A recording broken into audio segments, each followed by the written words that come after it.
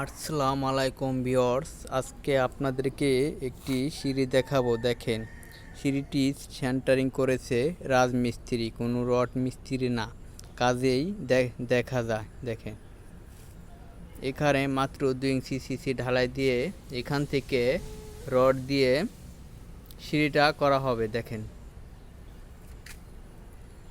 এখান থেকে যদি রড দেয় তাহলে তো সিঁড়িটা ভালো হওয়ার সম্ভাবনা নেই এবং ভেঙে পড়ার সম্ভাবনাটাই বেশি। দেখেন, রাজমিস্ত্রি করার কারণে দেখেন এদিক দা সাইড মেরে চক দাগিয়ে নিয়েছে। দেখেন,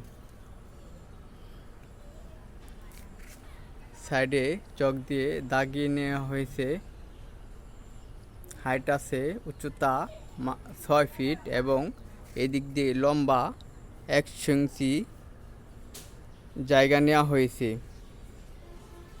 অর্থাৎ এই ধাপটি করতে গেলে 8 ইঞ্চি এবং 10 ইঞ্চি ধাপ হবে। দেখেন,